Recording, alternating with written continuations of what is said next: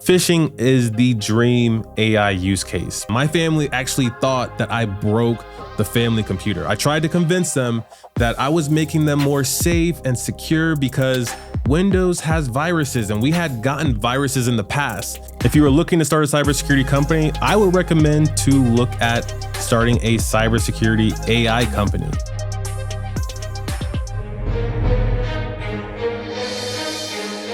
Who says tech can't be human?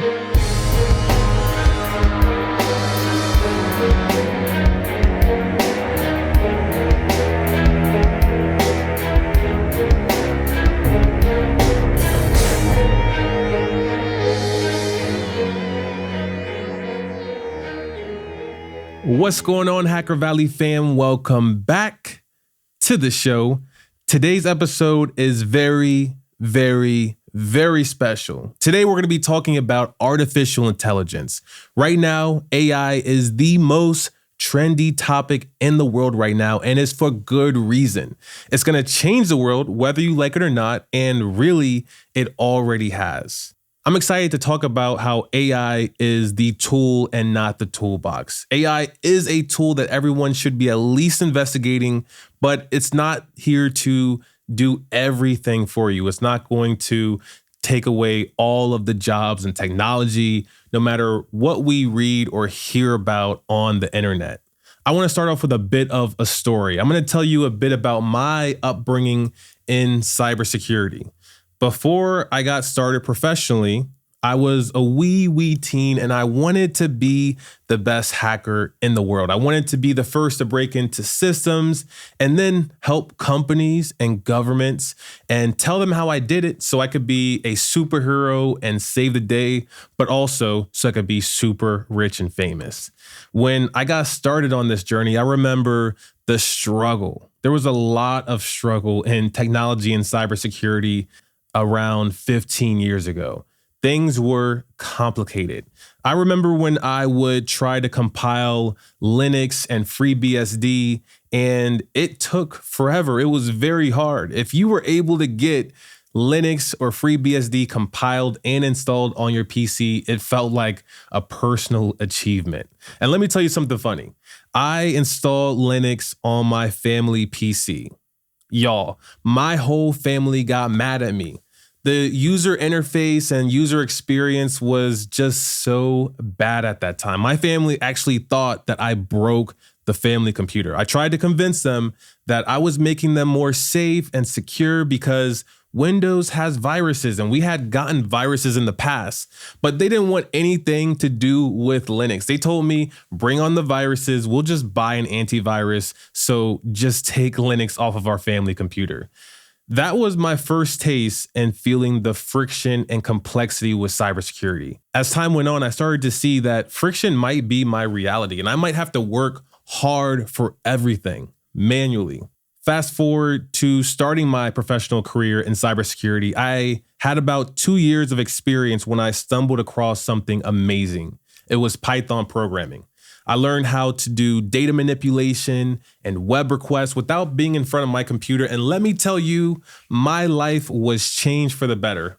Automation saved my career. I don't know how I would have been able to cope without automation because I am one to feel the fatigue that analysts get working in the SOC and feeling burnt out and overwhelmed due to the sheer numbers. Fast forward again to 2017, I'm in automation paradise. I'm working for a security automation company called Demisto, and I feel like I'm starting to make an impact in my career. I'm helping organizations automate incident response processes, and I'm spending less time with the manual work, especially phishing emails. I noticed something interesting though. The adversaries were no longer script kiddies. And not only were they not script kiddies, but in some instances, they had more skills than I did. My automation wasn't as effective because the adversary, they had a deep level of understanding of my tactics, trade crafts, and technologies, but also a deep understanding with how detections worked as a whole. And someone on my team goes, what if we use statistical models to try to get one step ahead of the attacker? And surprisingly, it worked. We use very basic data science principles to find anomalies instead of using detection rules and expert systems, and using statistical models gave us a slight advantage. At that moment, I knew that automation is a constant evolution. And that's the same for artificial intelligence. It's constantly evolving. At first, we were building expert systems, then it was statistical models, and today it is AI.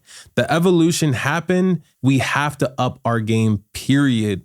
And AI is just one of the ways that we will up our game. And we will continue to use new technologies that are even beyond AI in the future. This episode is a bit interactive. You may be listening to it on a podcasting platform. This episode is also available on YouTube, so you can jump into YouTube, subscribe, and also watch the video as I go through some of the AI questions, concepts, and subjects I'm going to be talking about in this episode. First, we got to do a little bit of groundkeeping and talk about what is AI. And better yet, the technology that we have today, is it truly artificial intelligence? When you look at something like ChatGPT, Claude 2, Google Bard, are these technologies really artificial intelligence? The godfather of AI, John McCarthy, came up with a definition. And the definition of AI is the science and engineering of making intelligent machines, especially intelligent computer programs. The next question that John McCarthy answered is, what is intelligence? Intelligence is the computational part of the ability to achieve goals in the world. So with those two questions in mind, what is AI and what is intelligence? ChatGPT, large language models, and even many statistical models are a subset of AI.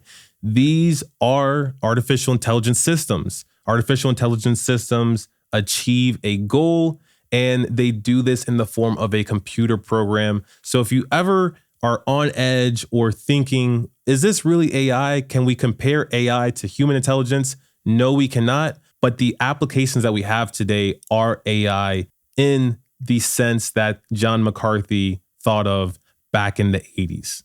Now that we have some groundkeeping out of the way for defining what artificial intelligence is, let's talk about what can I do with artificial intelligence?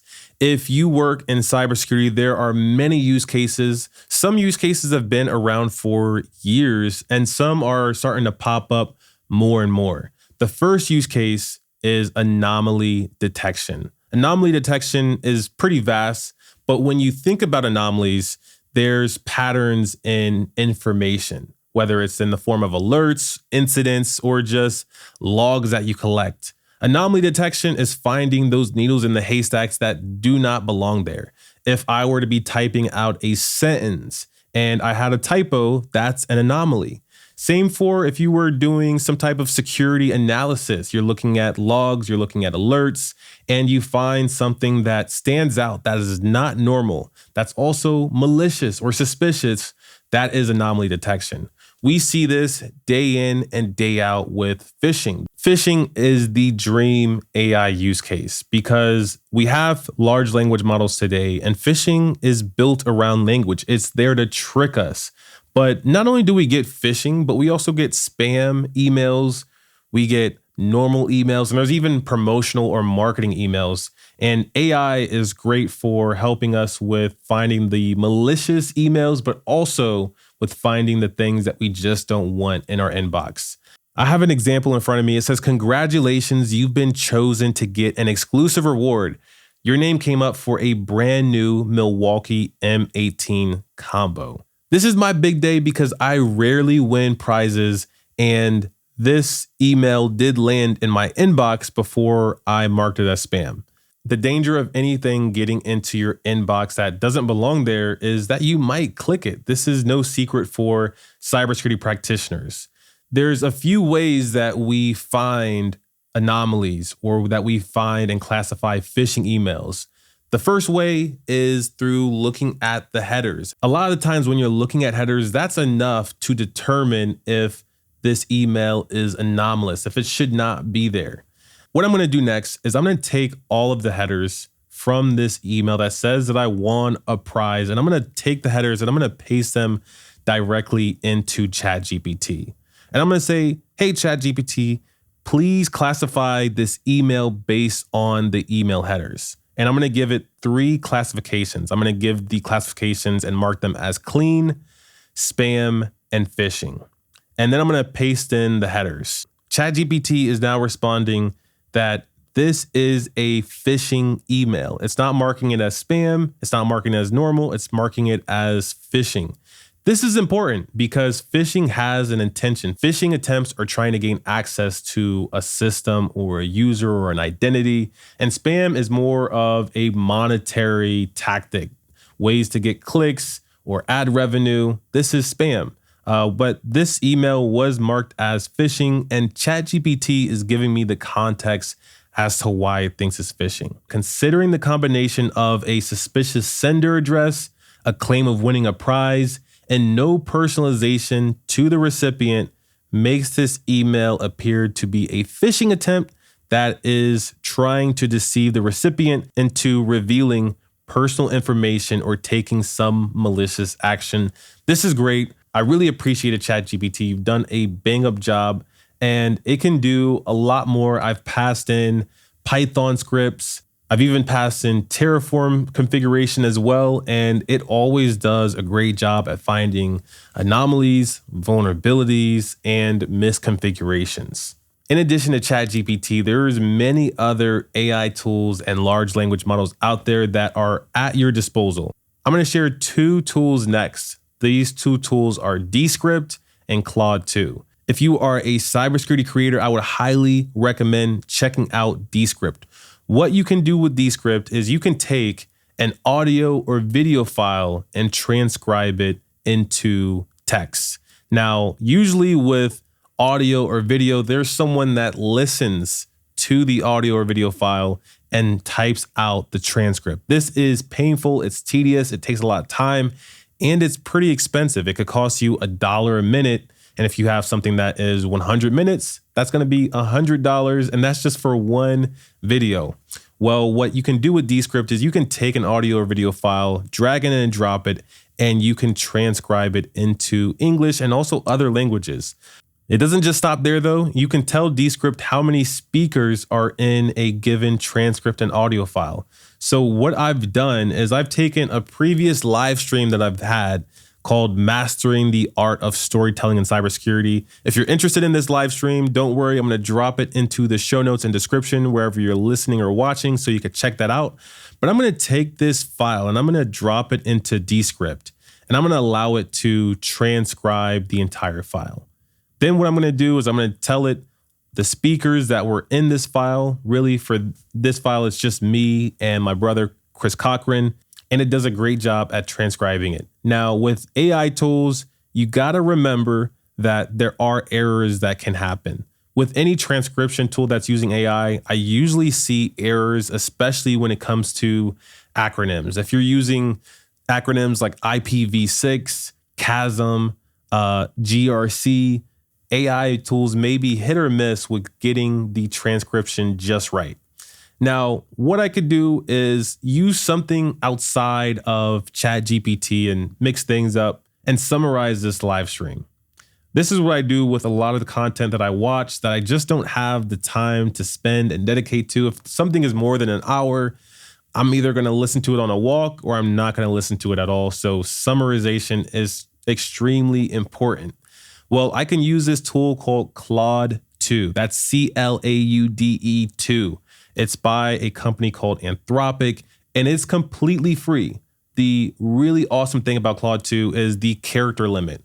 With something like ChatGPT, if you're using the free edition, I think that it's around 6,000 characters, which isn't really that much because if you're listening to a podcast episode like this, that's going to be way more than 6,000 characters. Claude 2 allows you to enter in 100,000 characters. And it can do many things like ChatGPT. It can do summarization. It can write Python or JavaScript or really any programming language for you.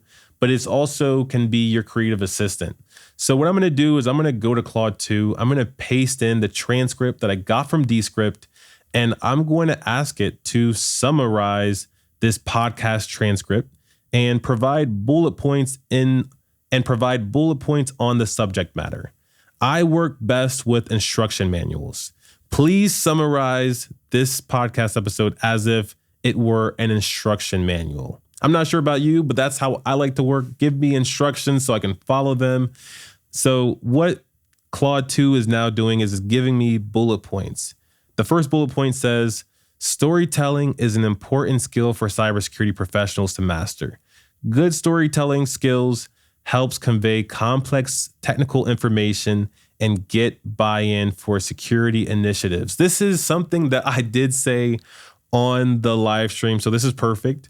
It also has the chapters of the live stream that I had in my notes before going live. It has the chapters of when I talked about the hero's journey in storytelling, the story circle, and also the rags to riches story format. Both of these tools, whether you're using ChatGPT or Claude 2, are very fast. Even Descript worked really fast. I think it only took about 20 seconds to transcribe this video that I dropped into it. What I hear a lot is, hey, Ron, I don't want to enter in personal information. I don't want to enter in sensitive information into these tools like ChatGPT or Descript because they might be using my information for training. And that's true. They are. But so is Google, Microsoft, Amazon. Every company that has access to your personal information is likely using it in their AI models or statistical models. So it's important to be familiar with their privacy policies and also their data use agreements. What I've seen a lot of people do is take the privacy policies or data use agreements and put those into a tool like ChatGPT and summarize them because they are really long and sometimes hard to read and feel obfuscated. So that's something that you can absolutely do, but don't let that be your barrier to entry. Just don't put in information that you don't want someone to have, and put in the information that is publicly available. Like this podcast episode, you can totally drag and drop this into Descript and then ChatGPT or Claude 2 and get yourself a summary to save yourself some time if you can't commit to a full episode or a longer piece of content. Next, I want to talk a little bit about data science. Data science is a very important concept in cybersecurity because it gives us the edge as practitioners. Attackers are using data science. They're crawling the internet. They're finding low-hanging fruit and then launching automated exploitation against vulnerabilities or misconfigurations. Well, we can do the same, and I'm not going to do that with an attack, but I'm going to do it with something that's a bit more interesting. Many people that reach out to me on LinkedIn or any social media platform are wanting opportunity. They want to stand out online, and they want to do it by being themselves and having AI be an inspiration for their creative works. Well, what I have here is a CSV of all of my LinkedIn posts over the past 2 years. This CSV has the amount of likes, shares, comments, and views for each of my LinkedIn posts. Now, what I can do with this information is go back to my trusted friend, ChatGPT again, and use the code interpreter feature. They actually just renamed this to advanced data analysis. But what we can do is we can take a CSV, a JSON file, or just even a text file and drag and drop it into ChatGPT. This does require the paid version. You have to have ChatGPT Pro. But what we can do is give it the CSV file and tell it to analyze my LinkedIn posts and help me get an understanding of which posts that will help me stand out the most. Use likes, comments as a standout metric. What it does next is it starts performing data science on this CSV file. It's using Python to perform data science, and it's loading the CSV file into Pandas. Pandas is a very popular data science library for Python. And what it did first is looked at all of the columns within the CSV file. It sees that there's a post ID column, there's a author user ID, the likes, comments, shares, and so on. as it's running through and performing analysis on this CSV file, it's giving me all the context. Not only can I see the output of what it's run, but I can drop down in ChatGPT and see what was the code that it used to produce the output. At the very end, it's letting me know that the top 10 keywords that I should use in my LinkedIn posts are cybersecurity, hacker, Valley, security, podcast, Chris, media, new, live, and Cochrane. This gives me the idea that when I post and share that I should absolutely mention Hacker Valley. I should continue to have Chris Cochrane as my collaborator. That's my bro. Of course I should. But it's letting me know that these are the posts that stand out the most. At the very end, it's giving me the average amount of likes and comments per keyword. So I can use this as some information to determine what I'm going to post about, especially when I'm thinking about my audience. I want to make sure that I'm catering my posts to my own personal preferences, but to also the people that are consuming it, because if I didn't care about that, why would I post in the first place? You can use tactics like this to get a job. You can use tactics like this to get opportunities to speak at events. If you've noticed that people are typically liking and commenting on your posts when you speak about security architecture, that might be an opportunity to lean in a bit more to that discipline and just have a better shot at standing out. This episode is titled AI is the tool, not the toolbox. Of course, you should be careful with what information you put into AI and large language models, but it's also important to keep in mind that AI can be compromised, like an application or your laptop or any asset really. I have this resource in front of me that has the 4 most common attacks according to Google's Red Team. The first attack is adversarial attacks on AI systems. Adversarial attacks include writing inputs specifically designed to mislead an ML model. This results in incorrect output or an output that it wouldn't give in other circumstances, including results that the model could specifically be trained to avoid. I've seen this over and over again with image recognition models where someone finds a way to upload an image of a cat, but to get the ML model to say that the image is in fact a dog. The second most common attack that Google Red Team has identified is data poisoning in AI. This is probably one of the most trendy attacks I've seen as of late. This is poisoning the well, supplying a model that is doing active training on user data with bad data. In my opinion, there's no incentive for the attacker or defender for data poisoning attacks because no one wins. If the well is poisoned, that means the attacker is going to have a hard time using the AI tool, and so is the defender or the regular user. But this is a very common attack today. The third most common attack is prompt injection attacks. Prompt injection attacks on an AI system entail a user inserting additional context in a text prompt to manipulate the model's output. You can think of a prompt injection attack similar to a SQL injection attack. Many of the AI tools out there now are trying to prevent users from doing bad things. An example of this is ChatGPT. You don't want ChatGPT to write ransomware. So OpenAI has put in restrictions to prevent someone from being able to get it to generate ransomware code. Now, a prompt injection attack would get the AI model to work around that restriction and still give it the output that it might not usually give, and allows users to perform actions that typically the model would prevent. And the fourth most common attack that Google Red Team found is backdoor attacks on AI models. Backdoor attacks are just as they sound. You are placing a backdoor in an AI model. This means that you've likely gained access to the training set that a company is using to train the AI or ML model. Now, if you backdoor the model, this means if you're doing something like a prompt injection, you have it built into the model. You might be able to gain access to the system a little bit easier, but you might also be able to infer information that other users are passing into the model, or infer information that the model was trained on in addition to your backdoor.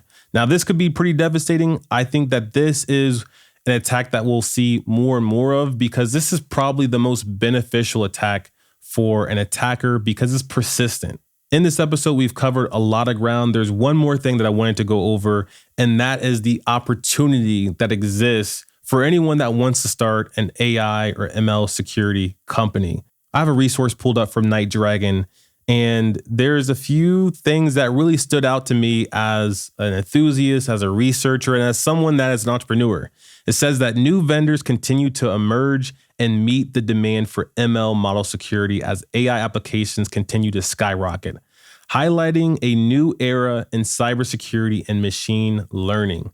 In this article, it also mentions that the space is ripe for innovation to happen. There's hundreds of millions of dollars that have already gone into AI security companies. If you are looking to start a cybersecurity company, I would recommend to look at starting a cybersecurity AI company. And there are very few generative AI experts out there. There's even fewer experts that have a focus on generative AI and cybersecurity and securing those models for businesses.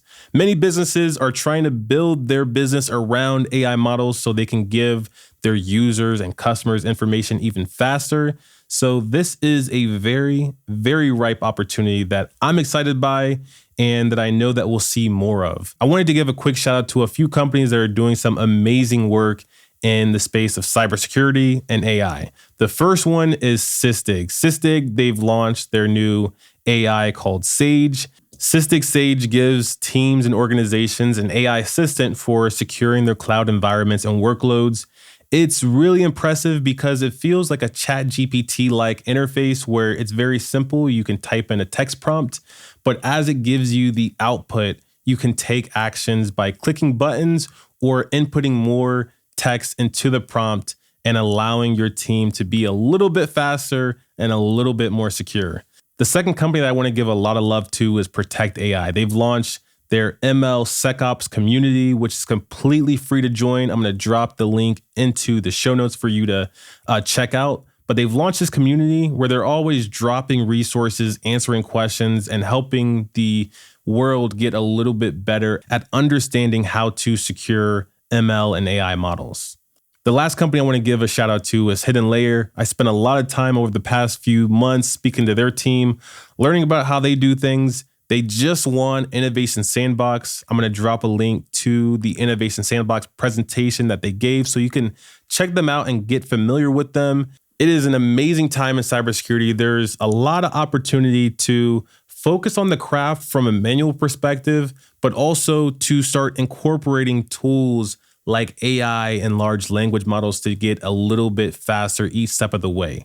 In this episode, I talked a little bit about how to be creative as well. If you want to up your game in cybersecurity, you got to be creative. And one way to become more creative is by joining the Hacker Valley Creative Mastermind. Every month we meet up and we speak about subjects like AI, how to stand out in cybersecurity, and it's a melding of the minds that I would highly recommend to check out. You can find that resource by going to hackervalley.com/mastermind. That is also in the show notes for you to check out. I hope you're ready to jump feet first into the world of AI. I'm going to be doing more episodes on this very subject. And until then, we will see everyone next time.